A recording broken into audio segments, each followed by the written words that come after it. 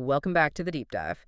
Okay, so you sent over a whole bunch of sources, quite detailed actually, about Pi Network. It's this huge crypto project, loads of users, but always a bit mysterious, right? Definitely. And these sources zoom in on something specific. Uh-huh. The launch of a major new application they've just rolled out. Right. And our mission today, it's pretty focused. We need to get our heads around these reports, figure out what this new thing, PiOnline, actually is. Exactly. It's being called a decentralized finance app, a DeFi app, and maybe the first real test of utility for the whole Pi ecosystem. We've also got background here on their community market, PiBazar, and how the network itself functions. Yeah, because for ages, the big question hanging over Pi has been utility. You've got millions of people, the pioneers, tapping a button on their phone daily. But what can they, do with the Pi coin they're accumulating? So today, we're aiming to quickly show you what PiOnline is about, how its kind of complex dual token system works. And critically, why getting this right, why adoption of this app, is so vital for Pi's bigger plan. The plan to prove it has real-world value, real transactions happening. Okay, let's unpack this. Starting with the foundation. Pi Network is massive user-wise. Maybe just a quick recap on its unique setup before diving into the game. Good idea. So Pi Network kicked off back in 2019. Some Stanford PhDs were behind it. The whole concept was making crypto mining super easy, accessible. Like really easy? Yeah, you literally mine Pi coins on your phone app just by pressing a button once a day. It's very low energy, designed for mass adoption, trying to avoid the, environmental concerns of traditional mining. But the sources really hammer this point. Mining is simple, sure, but identity isn't. They're building this on verified users. That feels like a huge difference from a lot of anonymous crypto stuff out there. Oh, it's completely central to their approach. Yeah. They seem really strict about proving users are, well, actual people. It ties into their whole compliance strategy down the line. How does that work in practice? Well, you can boost your mining speed by getting friends to join, expanding your network, but crucially, to actually keep the Pi you mine, you eventually have to pass KYC. Know your customer. So you got to register with your real ID. Precisely. And there are teeth to it. The sources mention that if you mess up your registration or fail the KYC check after, I think, 30 mining sessions, there's a hefty penalty, like 20% of all the Pi you've mined, gone. Wow. Okay, so they're serious. Using sticks as well as carrots to build this verified base. Seems like it. It creates this high-trust environment, at least in theory. That tension, easy access versus strict verification, that's interesting, especially thinking about their end goals. Now, before this PiOnline thing, the main place you could actually use Pi was this community marketplace, right? PiBazar. Yeah, that's the main example of sort of organic utility that popped up. It's billed as the first community market in Europe using Pi. People selling goods, services. And the range is kind of wild, isn't it? Cars, electronics, even cosmetics and stuff. Yeah, the specifics aren't super important, but the sheer breadth of categories listed, it does show the community was trying to make transactions happen. There was some velocity of money, even if small. And that small velocity, plus the market buzz right before PiOnline launched, it suggests people were ready for something more, didn't it? The sources mentioned Pi coin was around, 34 cents? Yeah, about 0.3439 USD. Yeah. And it had ticked up like 1.5% the week before, apparently just on positive news about the ecosystem. Just the news gave it a bump? Exactly. That 1.5% might seem small, but it signals something. It signals the market, the users were really looking for something concrete, a way to actually use or lock up their Pi. There was a utility gap, and PiOnline looks like the core team's big attempt to fill it. Okay, which brings us squarely to PiOnline itself, the main event. The sources are careful not to just call it a game. They're positioning it as the first fully decentralized finance DeFi play-to-earn app running right inside the Pi browser. That description is doing a lot of work there. P2E, so you play, you earn, that drives interaction. But the DeFi part and the community governance through a DAO, yeah, that's huge. A DAO, decentralized autonomous organization. Right, meaning the community, the people holding the governance token, PIOL, they effectively get to vote on the game's future, like a board of directors. The whole thing seems designed to pull users into the Pi browser more often, get them doing things daily. It's a strategic funnel, really. So practically, if I were to open my Pi browser now, what would I actually see? What is this PiOnline? Right now, the main mode available is called Genesis Farm. Think virtual farming. Pretty simple concept. Okay. Like Farmville, but with crypto. Sort of, yeah. You get some land, you plant virtual crops, you harvest them, you get tokens. It's a basic loop, probably designed for easy onboarding, get people comfortable, make it a daily habit. But that's just the start, isn't it? I remember reading about a battle royale mode. Correct. That's the next phase, apparently planned before the end of September 2025. Battle Royale. Sounds much more competitive. Definitely. And they're promising actual material rewards, which would ramp up the stakes quite a bit compared to just farming. But strategically, both modes, everything about PiOnline, it points back to supporting the main Pi network. I guess so. By driving transactions, actual use of the blockchain, the Pi mainnet, that's what legitimizes the whole thing. More activity, more volume, potentially more value. What's fascinating here is the structure they built to manage both gameplay liquidity and long-term governance. If you want to understand the strategic seriousness of this app, you have to look at the dual token system. Ah, yes, the tokenomics. Good point. Separating the money part from the voting part, that often signals a bit more thought-through design in DeFi, doesn't it? It can, yeah. It avoids some conflicts of interest. So here they have two tokens. First up is Seed. Seed. Okay. Think of Seed as the everyday in-game currency. It's what you get when you harvest your crops, carrots, tomatoes, corn, wheat, the usual suspects. Right. And it's what you spend to buy more seeds, maybe expand your little virtual farm plot. It keeps the daily game economy ticking over. Got it. Earn seed, spend seed in the game, and the second token. That's PiOL. PiOL. This one is purely for governance. So holding PiOL gives you voting rights. Exactly. It lets you weigh in on the big decisions about the game's future. How it develops, rule changes, economic tweaks, that kind of thing. Community control, essentially. Okay, so for a pioneer listening, someone who's already mining Pi and has done their KYC, how easy is it to actually get started with this? What do the sources say? It sounds pretty straightforward, assuming you're verified. It's step one. Mm-hmm. You need the Pi browser installed, logged in with your Pi account. Which most active pioneers probably have already. Probably. Step two, you just navigate to the PiOnline address within the browser. And here's a key bit the sources highlight.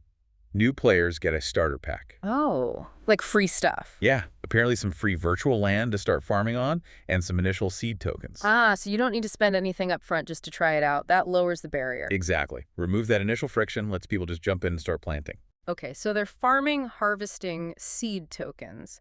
Now, you mentioned DeFi. Where does that come in? Is it just about earning and spending seed? No, this is where the staking part becomes really important. It connects the P2E loop to a core DeFi mechanic. Staking, meaning you lock up your tokens for a reward. Precisely.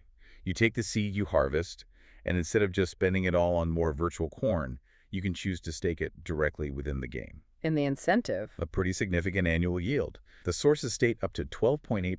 12.8%, that's quite high. Especially for a brand new token in a game. It is high, yeah. Doesn't that risk massive inflation? You know, everyone farms, gets seed, stakes it, gets more seed. It's the classic problem that kills a lot of P2E games, isn't it? The token just collapses under sell pressure. That's absolutely the core risk. And it's why the staking mechanism is so crucial strategically. That 12.8% yield isn't just a reward. It's also meant to be a stabilizing force. You know, by locking up tokens. Exactly. It incentivizes players not to immediately sell or spend all their harvested seed. It encourages long-term holding. By paying people to lock up seed, it reduces the circulating supply actively hitting the market. Ah, trying to balance out the inflation from the farming rewards. Right. It's a balancing act. If players stake heavily, the economy might be stable. If everyone just farms and dumps, yeah, inflation could become a serious issue fast. Which makes that governance token, PiOL, even more vital then, because the community can actually adjust these things. That's the idea. The DAO, powered by PiOL holders, gets to vote on really critical stuff, like should we approve the Battle Royale mode? Or more importantly for stability, should we adjust that 12.8% yield? Maybe change seed prices? So they could vote to lower the staking reward if inflation looks like it's getting out of hand. Potentially, yes. They even vote on approving budgets for developer grants and things like that. It puts the control and the responsibility onto the token holders. Like a decentralized steering committee for the game's economy. That's a good way to put it. It's meant to ensure transparency and give the community real ownership over the game's direction. That's probably key for keeping people engaged long-term in any P2E setup. Here's where it gets really interesting. Stepping back and looking at the bigger picture, PiOnline isn't just, another app they launched. It feels like a statement about the whole Pi network infrastructure itself. I think that's right. The most significant thing, technically, is how it operates. All the PiOnline transactions, buying seeds, harvesting, staking, they happen directly on the PiMainnet blockchain. No third parties involved. None mentioned. Yeah. It's being presented as a pure Web3 integration. This is basically the PiCore team trying to validate their whole strategy, right? Proving that their mainnet can actually handle real interactive transactional applications. It needs to work to justify the network's existence beyond just mining. And it seems like they're not putting all their eggs in this one basket either. The sources talk about funding other developers. Yeah, that's another key piece. Through something called Pi Network Ventures, the core team is actively giving financial backing to external dev teams. Why is that important? It's about bootstrapping the ecosystem quickly. They have this enormous user base that's their ace card. By offering funding, they can attract outside talent, professional developers, to build more games, more tools, more apps on Pi, expand the offerings much faster than they could alone. Leveraging their community scale to build out the platform makes sense. And they're not just building internally, they're pushing outwards too. That sponsorship mention caught my eye. Token 2049 in Singapore. Yeah, being a golden sponsor there is a big deal. That's a major crypto conference. Expects like 25,000 attendees. So not just talking to their own pioneers anymore. Exactly. It feels like a signal, a shift towards engaging the wider crypto industry, maybe institutional players too.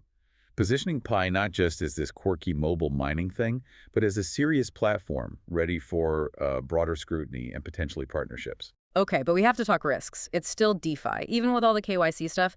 And DeFi always comes with baggage. Absolutely. The KYC part, verifying pioneer identities, is a big plus from a regulatory angle. Yeah. It might make integrating real-world stuff later easier. But yeah, fundamentally, the game runs on smart contracts. Meaning smart contract risk, bugs, exploits, the usual DeFi dangers. Those are always present. But maybe more immediately relevant for the average player, given that high yield in the P2E mechanics, is that token inflation risk we talked about with seed. Right. The risk that the token you're earning just loses its value rapidly. The sources basically advise pioneers to keep an eye on things. Look at audit reports if they're published. Pay attention to those DAO votes on economic changes. It requires vigilance. If we connect this to the bigger picture, you really get the sense that PiOnline is Pi Network's most critical live experiment so far. Kind of has to work, doesn't it? To prove the whole network is more than just a speculative mining app. Yeah, it's a test.